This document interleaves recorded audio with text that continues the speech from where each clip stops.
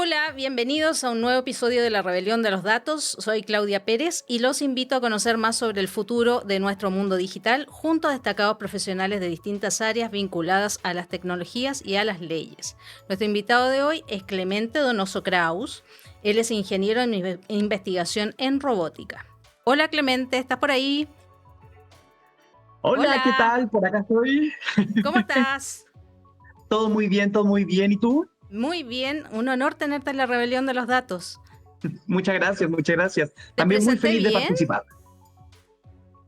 ¿Te presenté bien? Sí, sí, sí. Está todo bien. Perfecto. Clemente, antes que empecemos, vamos a cumplir con el código de honor de la rebelión. Yo acepto que soy 100% humana sin intervención de IA. ¿Aceptas tú también? También acepto. Perfecto. Clemente, el tema que nos convoca hoy es hablar de la influencia de la IA en la robótica. Para contextualizar un poco, el término robot se deriva de la palabra checa robota. La utilizó por primera vez el escritor de ciencia ficción Karel Čapek en su obra dramática Robots Universales Rosum de 1920 para designar a las máquinas pensantes que se sublevan y terminan por matar a su creador. Todo mal. Bueno, luego después en el mundo antiguo también las civilizaciones como la egipcia ya ocupaban modelos matemáticos avanzados para construir mecanismos sofisticados como el reloj de agua. Y bueno, después pasando por Arquímedes, Leonardo da Vinci, el código binario, el sistema binario que es antiguo del siglo XVII también, todo lo estuve leyendo en Google. Así que bueno, desde esos años a la innovación es imparable. Así es que quería saber que nos cuentes cómo llegaste al mundo de la ingeniería informática y cómo fue tu experiencia trabajando en Godelius. Bueno, a ver, yo siempre me he considerado una persona que inventa, un inventor. Desde que tenía 10 años me gustaba inventar. En mi casa me decían el giro sin tornillo. ¿Por qué? Porque tomaba las cosas, las desarmaba y me gustaba entender qué es lo que estaba ocurriendo. Cómo, por ejemplo, se movían las cosas, entonces las desarmaba, podía ver qué estaba ahí adentro y después intentarlo replicar. Eh, entonces, ¿cómo yo llego a la ingeniería? Es como con este objetivo de decir, yo quiero ser un creador, yo quiero crear cosas. Pero yo antes de llegar a la informática, yo me doy una vuelta un poquitito más larga Mm. y me voy hacia el lado de la ingeniería eléctrica, donde ahí yo estuve 4 años estudiando, aprendiendo mucho, pero me di cuenta que la eléctrica, la ingeniería eléctrica no era lo mío. Sin embargo, la parte de programar me gustaba mucho y se me hacía bastante fácil. Y ahí es cuando yo decido, luego de 4 años, Clemente, hay que cambiar el rumbo en tu vida y me voy a hacer ingeniería informática. Y es ahí donde yo poco a poco me voy adentrando a la programación a partir de la programación de videojuegos, incluso eh, posibles software que no tenían mucho que ver con robótica, pero que apuntaban finalmente a lo mismo. Y ahí fue cuando yo encuentro la robótica y me adentro completamente a ella. Y luego, bueno, yo obtengo mi grado de ingeniero civil informático y entro a Godelius, que, a ver, para mí, en una palabra, es la mejor empresa. Wow. Eh, sí, o sea, estoy muy de acuerdo y me encanta la visión que tienen. Esa visión de ir un poco más allá, de innovar.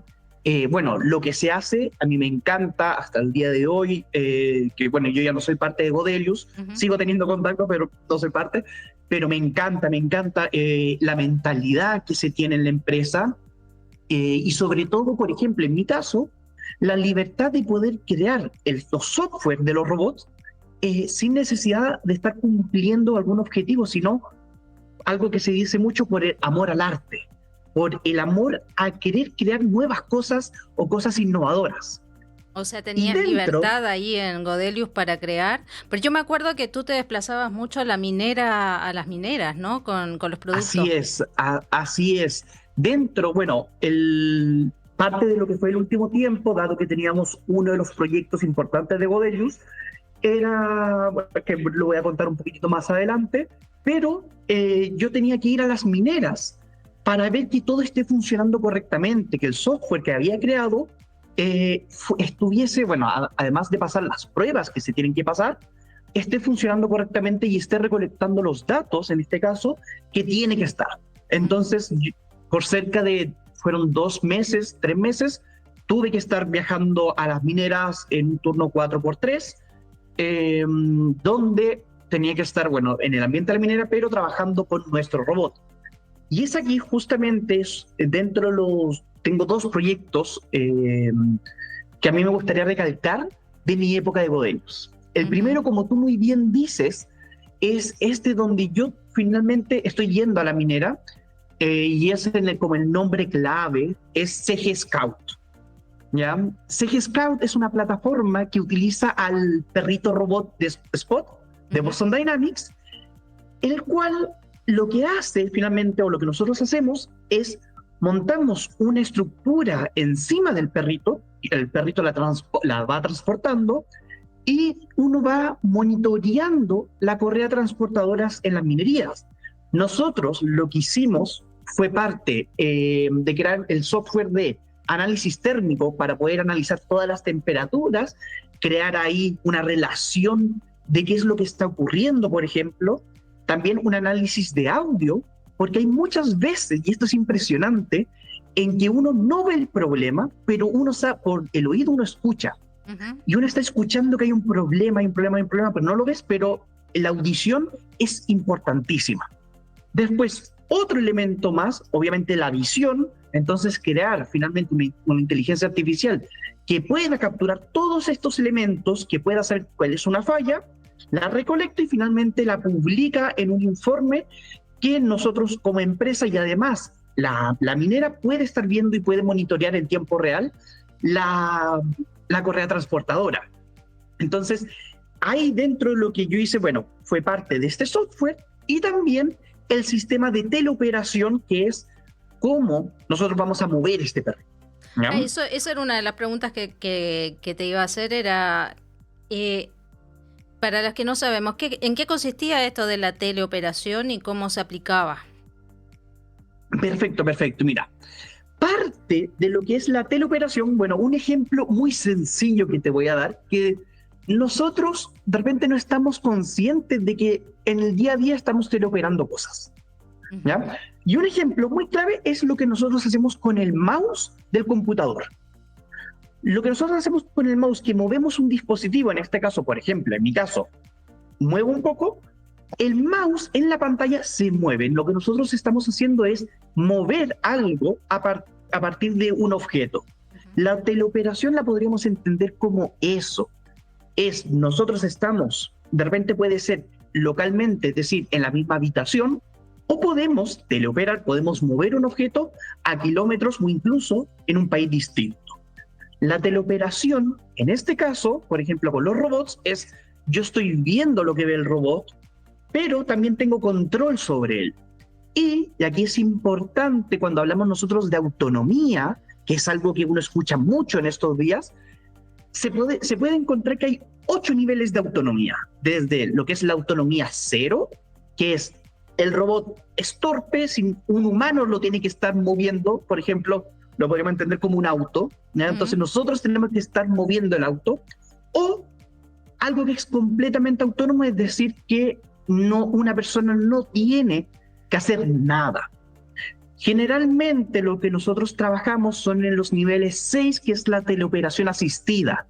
El robot se mueve solo, pero llega un punto en que dice, oye, no sé qué hacer, o oye, tengo un problema, por favor, sácame de acá. Y ahí lo que tiene que entrar es la persona a mover el robot con un control, lo que sea, para sacarlo de ese estado o volverlo a la posición inicial.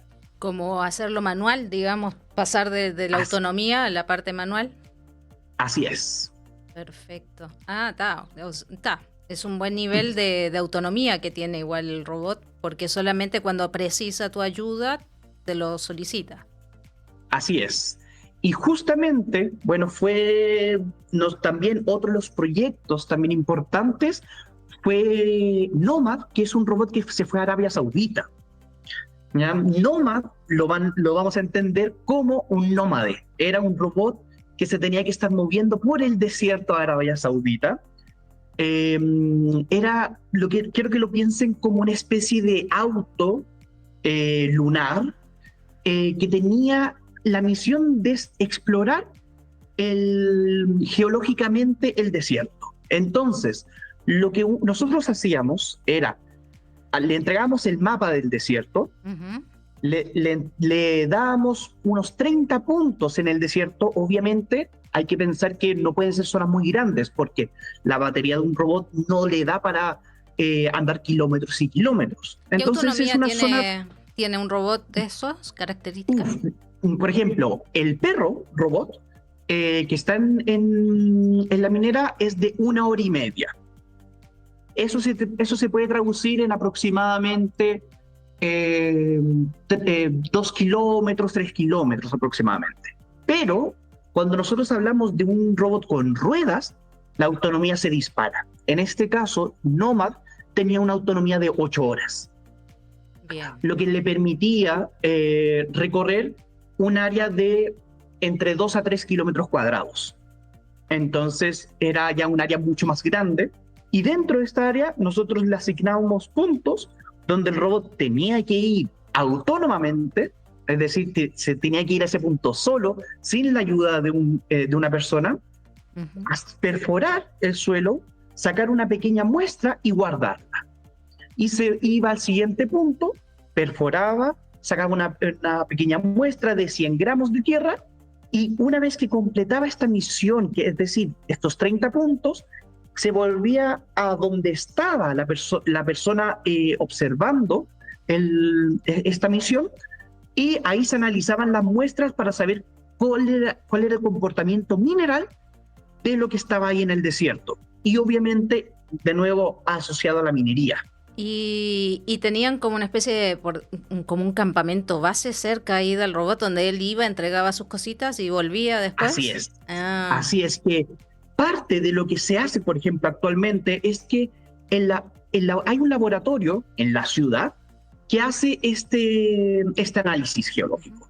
Entonces, el cambio es llevemos el laboratorio al desierto. Entonces, mientras se están analizando las muestras, el robot puede seguir haciendo otras misiones. Y bueno, justamente este robot después se mostró en el Future Miners Forum, que es donde se muestran los avances tecnológicos, o los nuevos avances tecnológicos en el área de minería, también en el Palacio Real de Riad, la capital de Arabia. ¿Y cómo fue el porcentaje como de éxito del robot? Y también, no sé, en Arabia, ¿qué tipo de suelo geológico es ese desierto? ¿Es tipo roca, tierra, arena? Ahí habían zonas donde era muy rocoso, ¿ya? Y dado el tipo de robot que nosotros construimos, no era para perforar roca, porque queríamos que se pudiese mover rápido. Por ende, la perforación era solamente hasta 1 metro. Entonces, los suelos rocosos el robot no lo podía perforar. Sin embargo, el suelo más arcilloso sí. Y ahí es lo que se sacaba el testigo, que es un cilindro donde está toda esta muestra de tierra. Entonces, eso es lo que nosotros finalmente obtenemos y analizamos. Perfecto. ¿Y cómo anduvo este robot moviéndose en esos terrenos? ¿Tuvo que necesitar ayuda o la autonomía le fue suficiente? No, diría que la mayor parte del tiempo la autonomía fue suficiente. Habían zonas que uno, por ejemplo, cuando está desarrollando un software, uno no se imagina que el robot se va a enfrentar a una situación así. Sí. Entonces, claro, de repente... Como una grieta, claro, me imagino, no sé, una grieta, una roca puntiaguda. Entonces, claro, el robot se enfrenta a una situación que no conoce y dice, ¿qué hago? por favor, ayúdenme, sáquenme de acá, muévanme, lo que sea, pero necesito ir a una situación que yo conozco. Y nos pasó un par de veces en que el robot, claro, no estaba, o se enfrentaba, mejor dicho, a una situación que no conocía y se quedaba paralizado. Ah, sí, fantástico. 60 Claro, grados de calor para ir a buscar. sí. Me imagino. ¿Qué te iba a decir? Una pregunta sobre el tema de la regulación y la ética. Tenía preparado, como tú trabajas en estas áreas con tecnologías tan avanzadas, ¿cómo ves el rol de la regulación en la robótica? Y si deberían los gobiernos intervenir, más o menos en el desarrollo de las tecnologías como la que estás creando. Uf, qué buena pregunta. Qué buena pregunta. A ver, en parte yo creo que es necesario que se regule todo esto, ¿ya? Hoy en día, como es relativamente nuevo, no está regularizado, hay mucha libertad. Y cuando nosotros trabajamos en nuevas tecnologías, o en este caso los robots, por ejemplo, se generan muchos datos, mucho datos. Entonces, ¿qué es lo que se hace con esos datos? Esa es la pregunta que uno se tiene que hacer. Por ejemplo, si es un robot que, en el caso en el que yo he trabajado, no hay mucha exposición a los humanos, porque son zonas, más bien, por ejemplo, el desierto o en la propia minera, pero ¿qué pasa si se expone un humano durante este tratamiento de los datos? ¿Qué pasa con la privacidad de esa persona? Entonces, por ejemplo, si yo voy sacando fotos del entorno y de repente le saco una foto a una persona, ¿qué debería hacer? Entonces, nada de eso hoy en día está regularizado. Entonces, creo que es esencial por un bien en temas de la privacidad de las personas que se regularice, pero obvio, siempre también poniendo en post también como el bienestar de las personas y de los humanos, porque lamentablemente siempre van a existir intereses. Sí, sí. Entonces, claro, se puede desvirtuar un poco esta percepción o cómo se van a tratar estos datos. Claro, sí, o sea, el tamaño de la data que estás obteniendo es brutal. En este caso, tú también pasas del software a la empresa y, como decías tú, de un lugar donde no hay gente. Ahora, si ese mismo robot, un robot policía, por decir algo, porque en Nueva York creo que ya pusieron uno, Así es. toda la información que captura, porque incluso si escucha, ve, no sé qué, debe captar hasta conversaciones de celular, no tengo idea. Todo lo que escucha. ¿A dónde canaliza toda esa información que es personal? Exacto. O sea, son preguntas que cuando uno está desarrollando se tiene que hacer. Y no solamente eso, sino que se canaliza ya, por ejemplo, lo vamos a llevar a lo que un data center, un banco de datos, pero después es decir, ok, ¿qué pasa con la ciberseguridad? ¿Qué pasa con dónde estamos guardando estos datos? ¿Qué va a ocurrir ahí? O sea, hay un montón como de capas que uno tiene que pensar y que la regulación tiene que ir justamente a apuntar o a tocar todas las aristas. Porque ya, un hecho es el robot. Sí. Pero después hay toda una cola que no es propiamente tal del robot, sino es de lo que va generando. Sí, porque lo mismo te escuchaba con atención cuando decías que había que escuchar, ¿no? En la minera, todo. Él escucha y capaz que el radio de audición que tiene es brutal a lo que nosotros podríamos tener. Entonces, captura mucha más información y es ¿dónde va esa información? Eso es lo que tenemos que preguntarnos. ¿Qué hacen con esa información? Sí, no, completamente. O sea, por ejemplo, en nuestro caso, nosotros además de agregarle capas en temas de ciberseguridad, después lo que nosotros hacíamos era un filtro también para saber qué es lo que hacíamos con los datos. Y hay ciertos datos en que uno dice, oye, esto, por ejemplo, ¿se escuchó una persona hablar? No. ¿Hay una foto de una persona? No, se elimina, porque no queremos guardar datos que son privados, sensible, que no queremos, que son, exacto, que son sensibles. Si bien los datos de la minera son sensibles para la minera y deben ser tratados con cierta con ciertas herramientas, no estamos hablando de datos personales. Claro, claro, sí, sí, sí. Entiendo. Te trasladaste de Chile a Francia. ¿Qué diferencias existen en cuanto a financiamiento para investigación y desarrollo de tecnología en un país que es en vías de desarrollo versus un país desarrollado? Así es, así es. Bueno, llevo ya cerca de 2, 3 meses acá en Francia. Ha sido toda una nueva aventura. Y con respecto a tu pregunta, bueno, es tremenda la diferencia. Tremenda, tremenda, Yo tremenda. pensaba que me iba a decir, no, es alguna diferencia. No, no, no, es tremenda. Estamos hablando, a ver, en tema público, porque el centro de investigación en el que yo estoy Sí, es un centro de investigación más bien público. Pero INRIA por es, ende ¿no? puedo hablar INRIA, así es, INRIA. que es como el centro de investigación en informática y otro elemento más, no sé la palabra en francés, y en autonomía, porque es automática. Ujú. Eh, y el presupuesto es aproximadamente un 400% más de lo que uno puede recibir en Chile en este caso. Ah, Sí. no, es Entonces muchísimo. es muchísima la diferencia y no es solamente en tema económico, porque también al estar acá en Europa, las redes de contactos que te ofrece, en este caso el centro, porque el centro está conectado a los demás centros que están de INRIA, que están en toda Francia, y tienes también acceso a los propios desarrolladores de robots que están en toda Europa y tienes contacto directo con ellos. Entonces, estamos hablando de una diferencia abismal en tema económico, en tema de conocimientos, en tema de,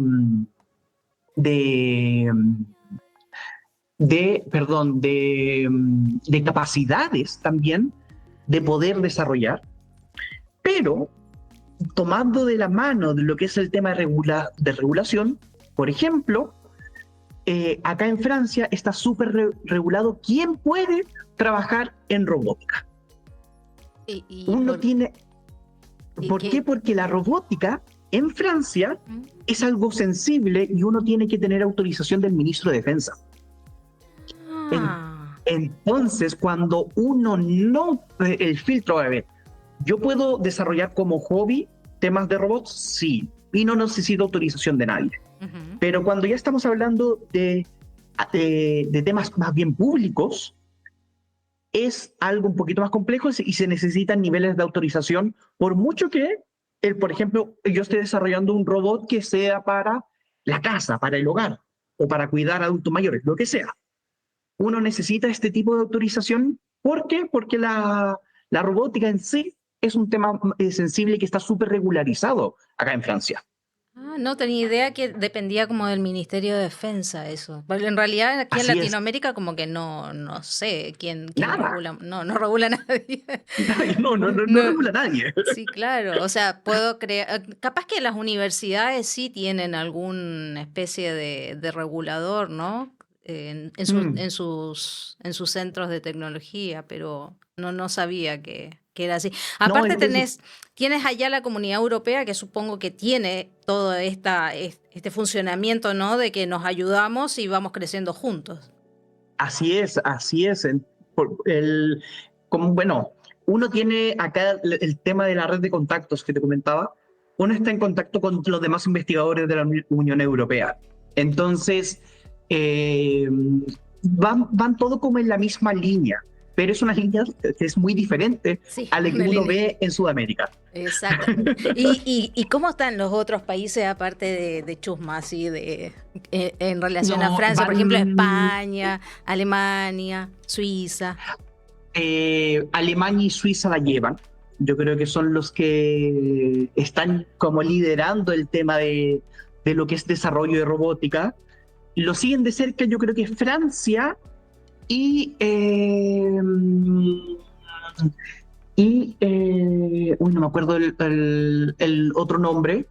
Y ¿Italia? después ya viene la No. línea de España, por ejemplo. España, Portugal, pero los ¿O los Países mejores, Bajos? Países los Bajos, Países Bajos. Los Países Bajos. bien. Eh, así que sí. Está interesante eso porque el conocimiento que hay ahí es brutal. Es brutal, ¿no? Es sencillamente brutal. Y bueno, nosotros tenemos ahora como en 2 meses más, una conferencia que es Humanoids 2024, y la idea es recolectar como a los investigadores que están trabajando en robótica humanoide. Y justamente se va a celebrar acá en Nancy, y la va a hostear INRIA. Entonces va a estar ahí todas las nuevas investigaciones en robótica humanoide, y además puede ver, van a traer prototipos de los robots humanoides, los últimos robots humanoides que están saliendo, van a estar ahí, y voy a poder estar con ellos y ver qué es esto nuevo, la nueva oleada que se le conoce. Wow. ¿Y cómo está Europa con respecto a China? Porque viste que China está full con este tema de robot y de No, humanoides y cyborg. no, en China está años luz. China Ah, está años luz. Sí. O sea, si ya Europa está avanzado, pero China ya es un salto a muy gran escala. No solamente por el tema de los desarrollos que están haciendo, sino el, el cómo han empezado a desarrollar el tema de los perros robots, que hace 4 años no existían en el mercado, los perros robots de China, y de un momento a otro, de lleno se fueron. Lo mismo con los humanoides. ujú. Los humanoides ha sido una ola, y hoy ya van a tener los primeros humanoides realmente para el mercado. ¿Ya? Entonces, de hecho, nosotros vamos a tener, ojalá en enero o febrero, vamos a tener uno de los humanoides chinos. Entonces, es tremendo, es tremendo lo que están haciendo, porque bajaron el costo económico mucho. Siguen siendo caros para nosotros, Ujú. pero en términos generales bajaron mucho lo que es el tema económico. Y de ignorante, estos humanoides que tienen los chinos versus lo que está haciendo Elon Musk, ¿es como similar? ¿Es distinto? ¿O Elon Musk va como a la parte más, se me ocurre más como de, de militar, no sé, como para ese lado y los otros más como al servicio de la comunidad? Porque es como que hay azafata, el tipo que te atiende en el bar, ¿no? Peluquero. No sé, como que los Al- chinos lo piensan más como para lo cotidiano y el otro está como pensando más para otros temas militares y algo así. mm, Es lo que, la yo percepción. más o menos lo que veo, ya, es que hay una especie de carrera de quién llega primero al mercado. Como lo de la ¿Ya? luna. Sí, es quien está llegando primero al mercado, porque además tienen que llegar al mercado con algo con algo como bien hecho. No, no, Claro. no es que un robot que se desarma, no, es un producto lo que tiene que llegar. Entonces, lo que yo estoy viendo es que hay una carrera de quién es el que primero, quién es el que pone el pie en lo que es la robótica humanoide, el mercado de la robótica humanoide. Y no estamos hablando en temas de investigación, sino es algo un poquitito más para los simples mortales, Mm. robots que pudiésemos ver en nuestro día a día. Y yo creo que, si bien Elon Musk, claro, yo creo que también apunta un poquitito más a lo que es militar, a lo que es esta área. Y Yo trabajo, creo me que parece como, por ejemplo, no sé, un robot que levante mucho peso en una industria, como por ahí. sí. Cuando nosotros hablamos de robótica humanoide, yo lo veo mucho en temas más orientado a fábricas. Lo veo ahí. Fábrica. Sí. ¿Por qué? Porque no lo veo como en las películas que nosotros vemos de repente, que el robot caminando por la calle. Por el momento no. Tal vez en 20 años más, 30 años más, 50, puede ser. Pero en estos momentos lo veo en espacios más controlados, en espacios en que sea una tarea súper repetitiva. Lleva una caja de un punto a otro. Ujú. Saca esto de acá, ponlo acá. Eh, y ahí hay muchas cosas, ahí se hace una balanza entre lo que es la autonomía del robot, el poder de carga, Entonces hay yo creo que tres grandes empresas, que es, bueno, Boston Dynamics, tenemos, Tesla con su humanoide y Unitree también con su humanoide, que son los tres que están viendo quién es el que logra poner el primer pie en el mercado con el robot, con un robot humanoide en alguna fábrica o en alguna parte. Perfecto. Qué loco.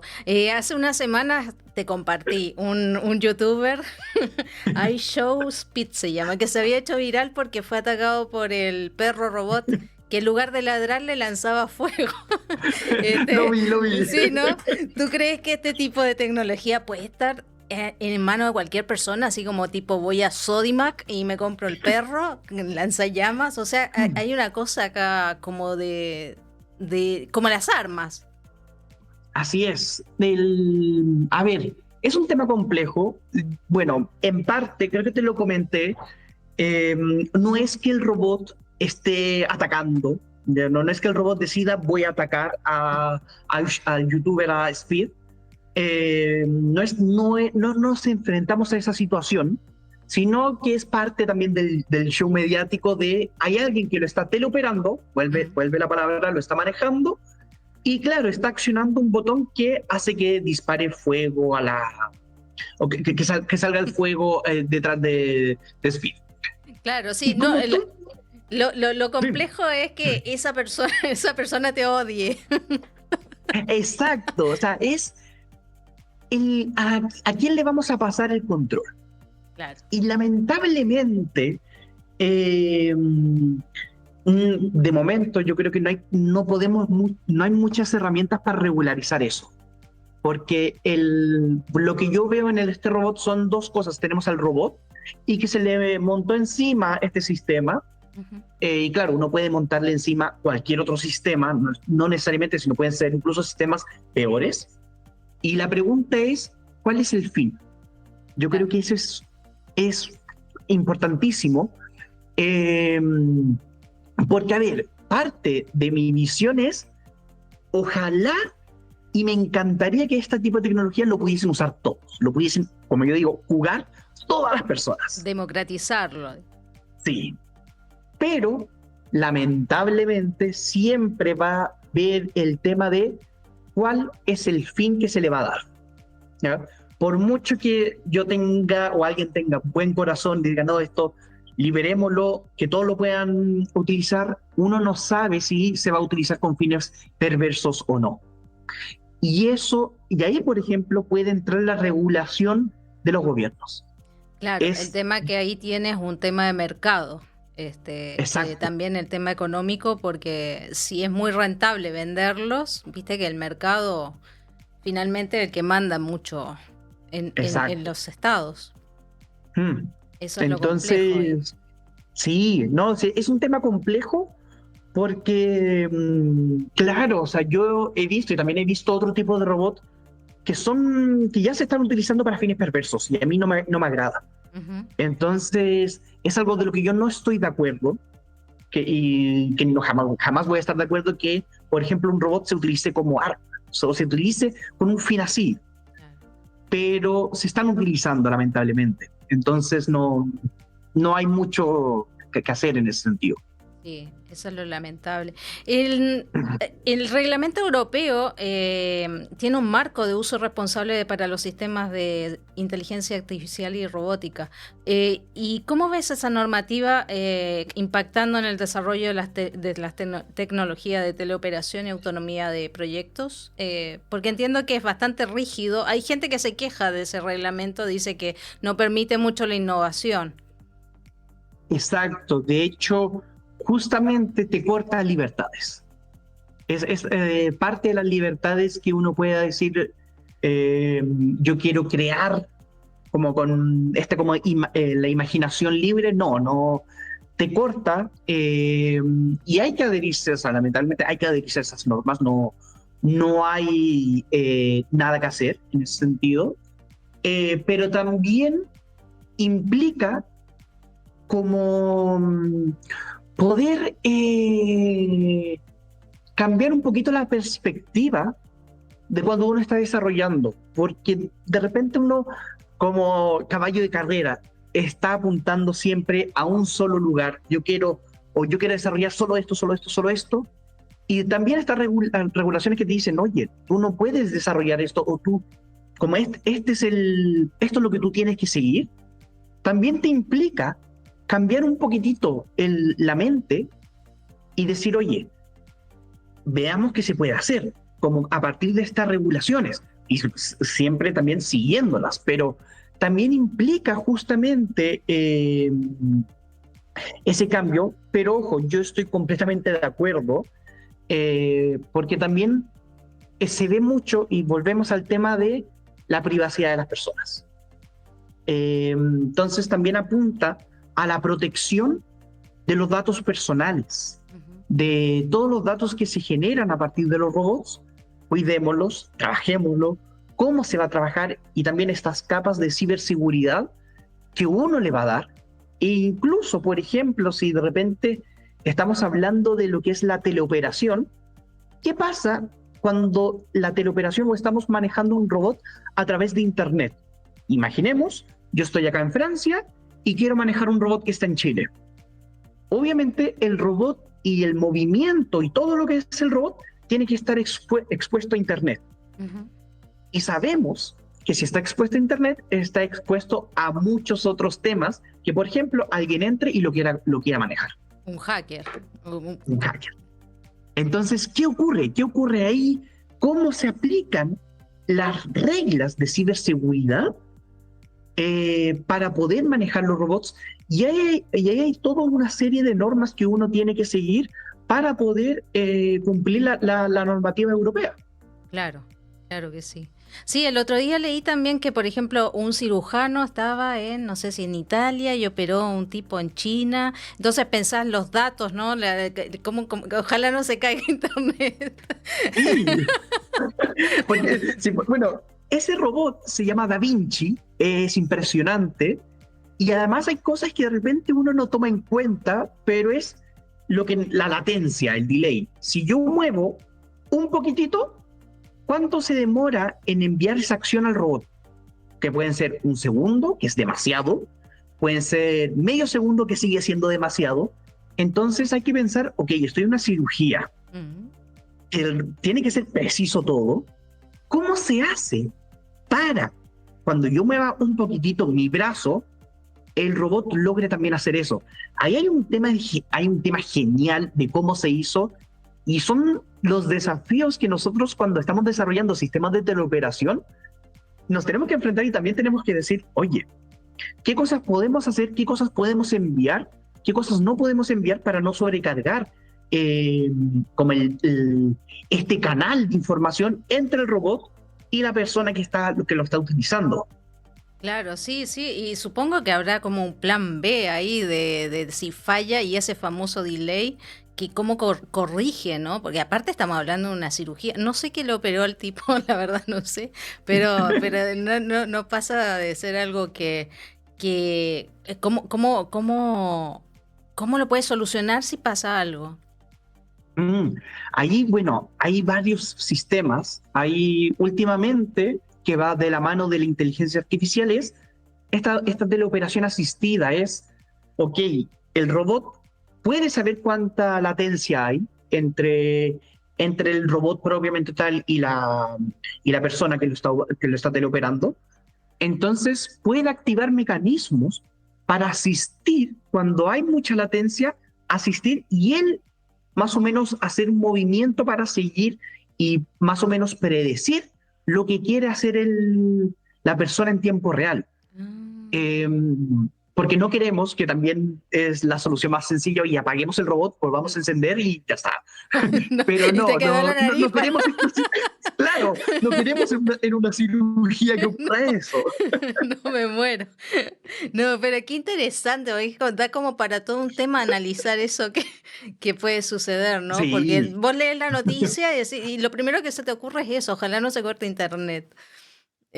No, qué increíble. Ahora, con respecto a el avance de la robótica y la OIT, de la Organización del Trabajo, ha expresado preocupaciones sobre el impacto de las tecnologías en el futuro del empleo y las condiciones laborales. ¿Y cómo crees que esta automatización y la robótica cambiarán el ámbito laboral en el futuro o ya en el presente? Porque ya... Bueno, yo creo que ya en el presente, pero a ver, en parte creo que es normal tener las preocupaciones. Estamos viviendo tiempos extremadamente interesantes. Bueno, tiempos también donde hay mucha información verdadera o falsa. Vemos muchas películas, libros y las redes sociales que nos dicen los robots nos van a quitar el trabajo a todos. Yo lo veo constantemente. De repente, amigos me dicen, estás construyendo nuestros reemplazos. Y yo digo, no, como les digo, ok, sí, o sea, a ver. Bueno, no o sí. Sí. No, sí, claro. No, en parte ese miedo está fundamentado, sí, pero ¿qué es lo que yo pienso? Los robots hoy en día están hechos para tareas extremadamente repetitivas. Entonces, todas las tareas que son repetitivas se van a reemplazar. Ya, eso yo lo puedo dar por hecho. Bueno, ya hay ciertas industrias en que está ocurriendo o que ya ocurrió y ocurrió hace varios años ya. Y Amazon, por ejemplo. Amazon, las fábricas de auto, como el ensamblaje que ocupan los brazos robóticos, todo eso, que son tareas repetitivas, fueron reemplazados, sí o sí. ¿Ya? Pero de la mano con que se reemplacen estos trabajos, se van a crear nuevos. ¿Ya? Se van a necesitar personas que programen y mantengan estos robots, van a necesitar personas que puedan teleoperar estos robots. Siempre tiene que haber una persona, o sea, no lamentablemente, sino en caso de cualquier falla, alguien tiene que estar ahí para poder manejar el robot o en caso de alguna emergencia, sí o sí. Entonces, a la vez de que se van a eliminar, se van a crear nuevos. Y cuando hablamos de repente de cuáles podrían ser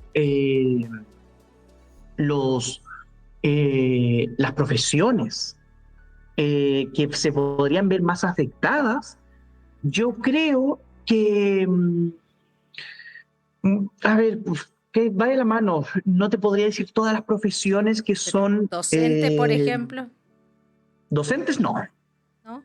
¿No? No, docentes no. No va a estar el profesor digital. El profesor digital no. Pasa que para mí un docente igual tiene que tener un grado de carisma, algo que no va a tener jamás un robot.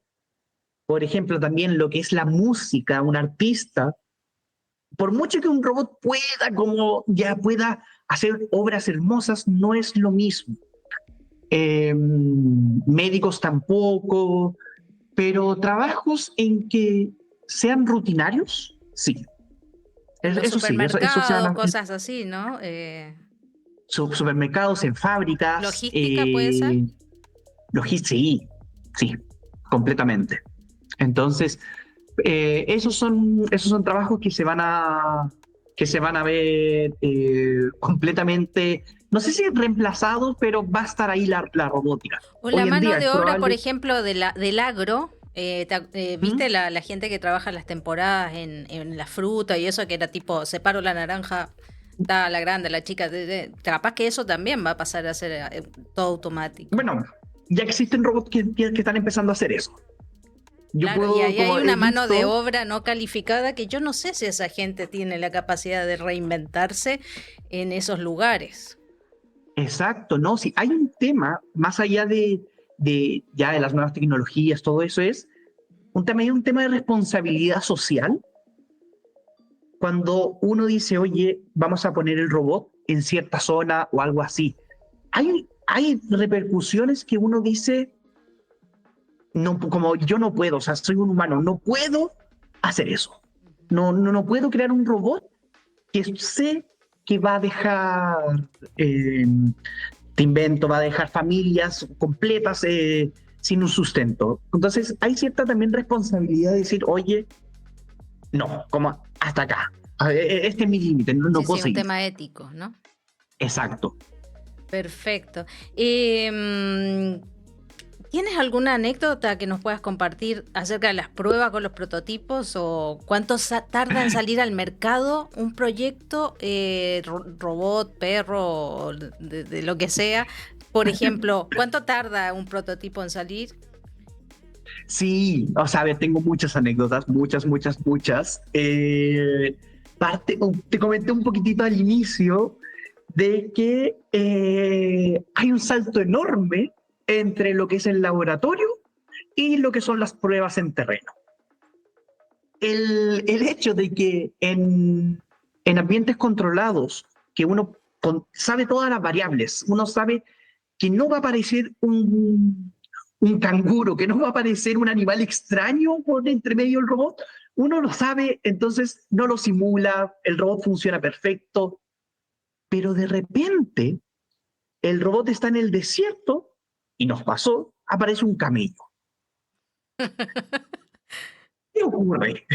¿El robot qué hace? No sabe qué es eso. Entonces, claro, yo hice la red neuronal para poder detectar personas, porque dije, ok, una persona puede cruzarse, puede haber, pero jamás pensé que pudiese haber un camello. Y el robot no supo qué hacer. ¿Y el camello tipo fue a ver qué era esa cosa que estaba allí? Más o menos, o sea, uno ve, porque de repente van caminando los camellos, y claro, el robot estaba haciendo su ruta, y se quedó ahí, y fue como, hay que ir a salvarlo. Qué increíble, sí, me imagino. Sí. Este, También, bueno, es entender que cuando uno está haciendo las pruebas en terreno, las cosas van a fallar, ¿ya? Y es tener claro que van a fallar, entonces es poder solucionar rápido las cosas. Estando en el desierto con 45, 50 grados de calor, no es agradable estar 3 horas, 6 horas o más de un día. Entonces hay que saber, hay que estar tener como las variables de control, que es decir, estos son nuestros riesgos y esto es lo que puede fallar. Y si alguna de estas cosas falla, saber cómo las podemos solucionar rápido. perfecto. Sobreponerse a la Entonces, frustración. sí, completamente. Y bueno, parte de lo que tú también me preguntabas, que es cuánto se demora Sí, un claro. robot. O sea, ¿cuánto es el tiempo entre que hiciste el software, hiciste las pruebas? O sea, las pruebas, ¿cuánto duran? No sé, meses, un año. Ahí va a depender. Yo aprendí algo con mi mentor en Godelius, que es el término time to market, que es cuando tú estás creando un software, un robot, lo que sea, tienes que llegar cuanto antes al mercado. ¿Por qué? Porque tienes que ser el primero, porque una vez que sales el primero, la oleada es tremenda. Ujú. Entonces, cuando uno piensa en temas de este time to market, nosotros en Godelius trabajamos en aproximadamente 6 meses, poder desde que recibimos la idea, en poder tener un prototipo al menos del robot. Entonces era 6 meses, dentro de eso eran más o menos 2 meses de idear y comprar, otros 2 meses de desarrollo y prototipar, y los últimos 2 meses de prueba. Y así estar trabajando. ¿Por qué? Porque había que llegar rápido al mercado. Pero, por ejemplo, también esto fue con el robot de Arabia Saudita. Uh-huh. El robot que está, o nuestra plataforma que está en la minera, fue aproximadamente 6 meses de prototipar también, pero después otros 6 meses para poder poner en la minera y también hacer las pruebas en mineros. Estamos hablando de un año. Sin embargo, estas dos tecnologías fueron montadas en robots ya hechos. En este caso, por ejemplo, el perrito robot. Uh-huh. Y cuando nosotros hablamos del perrito, estamos hablando de 15 años. 15 años en hacer ese, claro. 15 años. Y uno ve la historia y es tremendo cómo fue cambiando. Por una parte, se inicia apuntando al tema militar, como si fuese una mula para poder cargar 20, 50, 20, 30, 40, muchos kilos, para poder ayudar a los militares. Y de a poco uno ve cómo se fue transformando este robot enorme, que de verdad parecía una vaca, era muy grande, cómo se fue transformando a lo que vemos hoy, que es un perrito adorable, que a mí me encanta, Spot. Eh, y justamente también cómo fue llegando al mercado. Y ahí, bueno, los primeros años también, Boston Dynamics, los creadores, eh, trabajaban más bien en ideas, jamás fue pensando en el mercado, hasta que, si mal no recuerdo, lo compra una empresa japonesa, eh, y ellos les dicen, ok, está bien que investiguemos, pero tenemos que tener productos. ¿Cómo llevamos esta investigación?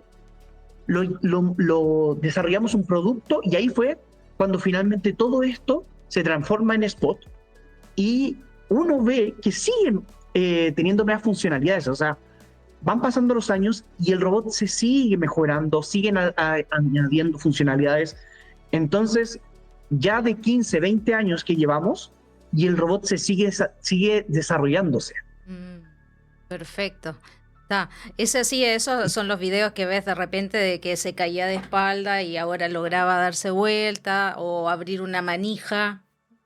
Exacto, exacto. O sea, se van agregando nuevas cosas, se van, mejorando la inteligencia de Spot. Yo he estado trabajando con dos versiones de Spot. La primera que salió al mercado, y pues la siguiente. Sé que ahora están en una tercera.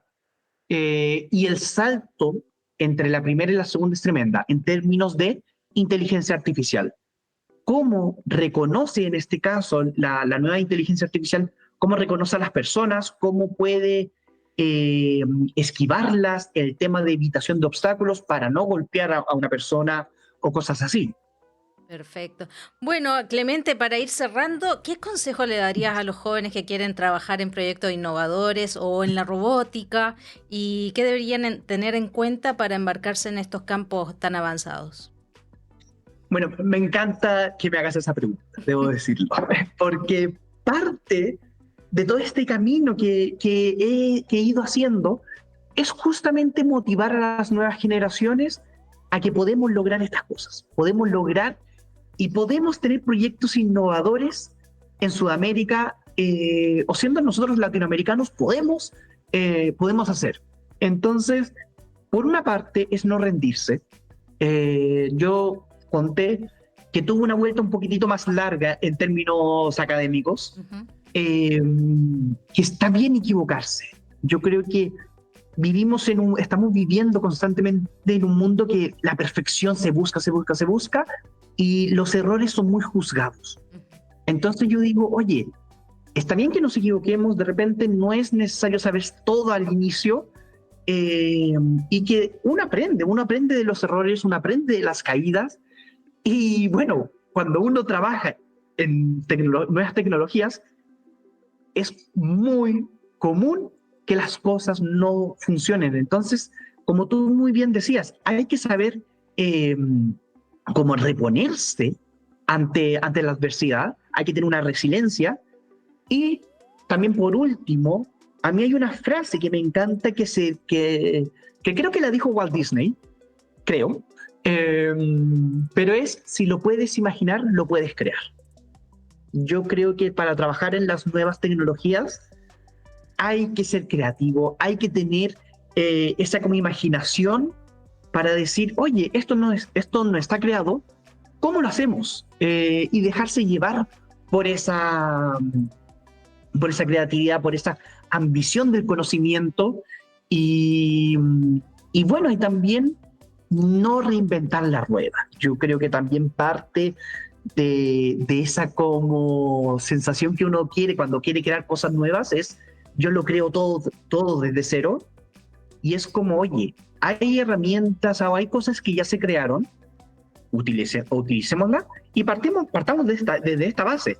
No es necesario construir de nuevo la rueda. Si la rueda ya está, aprovechémosla y construyamos el auto. Perfecto. Muy bien, Clemente. Muchas gracias por tu tiempo. Me encantó, me lo pasé súper bien, la verdad. Me encantó todas las anécdotas que contaste. Así que muchísimas gracias por todos los conocimientos y todo lo que nos enseñaste de este tema de la robótica, que vemos mucho, pero sabemos poco. No, muchas gracias a ti por la invitación, también la pasé genial. Fue muy divertida esta conversa, así que muchas gracias por la invitación. Perfecto. Bueno, Clemente, te dejo por acá y eso fue todo en la rebelión de los datos. Muchísimas gracias y nos vemos.